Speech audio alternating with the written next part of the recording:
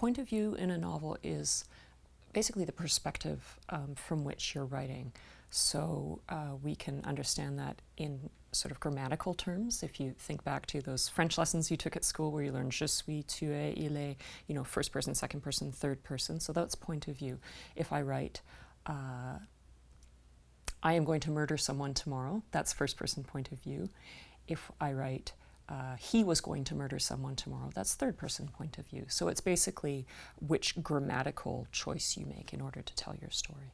Point of view is one of the most important building blocks and the most vital building blocks that you can have as a writer. You have to decide. I always try it. There's only a certain amount of point of views you can choose. There's first person, there's third person, there's second person, and it's within which of those you choose. First person narrative is the voice that says I. It's the Huckleberry Finn voice. Here I am, and I am going to tell you my story, right?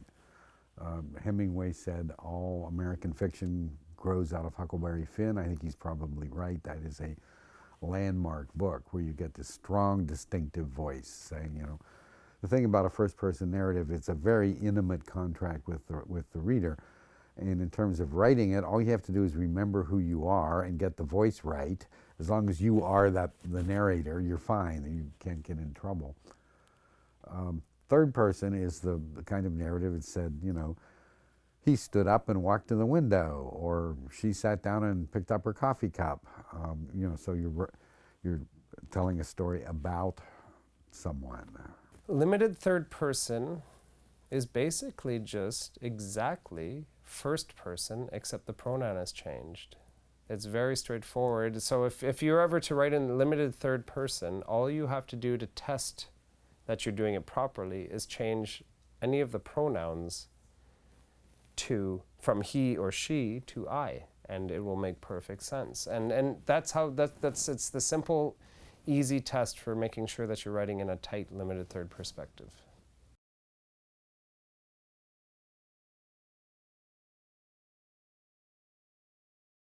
The stories in Dead Girls are told in a range of different POVs, and for each story I thought really carefully about who the characters were, what the story was, and what the theme of the story was, and which POV would best suit the telling of the story.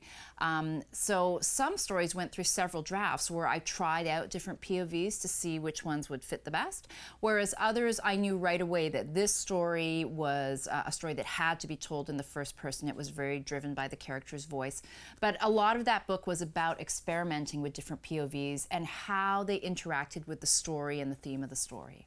If it's first person, it's very straightforward, it's very direct, and it's often very confessional in some ways. It's very close to the bone, first person. Limited third person is just like first person, except it's the pronoun change. Omniscient, I try to steer away from because it is too big, it's too broad, and it's too easy in some ways. And so I always am writing in either first or limited third because it forces me to focus and to really think and to really look at these characters and allow them to tell the story through their worldviews.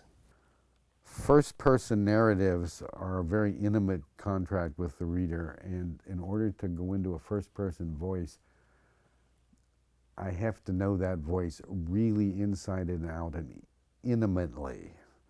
So I would be very hesitant to do that with someone who was not my own generation and roughly from where I'm from. The point of view in The Golden Mean is first person, present tense. And I would want to stress to people that point of view is a decision that you're making as a writer. It's a choice of craft. Very often we feel, or we do it subconsciously. We just start writing and that's the way the story comes out. And I did that with Golden Mean. I started in third person past tense because the thing was set 2,400 years ago and I felt that that had a bit more of a sort of masterpiece theater, some sort of authoritative sound to it.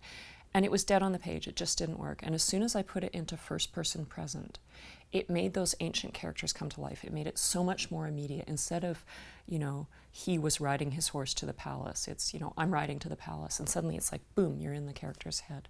So I would say that third person sort of gives you a little bit more authority, perhaps, that sense that something is closed and finished and it's sort of happening in a bit of an objective way. First person, of course, you can play with the unreliable narrator, somebody who's potentially telling you lies in a story, but you also get a little bit more intimacy. So it's just a choice you have to make depending on what's going to suit your material best. So, having decided, is this going to be first person or third person? If it's third person, as a lot of my writing is, then my first question is, what kind of narrative position am I going to give to the narrator? What sort of narrative voices are going to be? Then, once I've done that, I have to decide, okay, whose heads am I going to go into? Well, your main character's heads you want to go into because that's what's interesting. But usually in any story, there's somebody who is really mysterious to a number of the characters. You don't want to go into their head and give away the mystery. So you stay out of their head and let them come through by the way other people observe them. In Motet, for instance, all the characters in Motet are to one degree or another infatuated by or in love with Wendy.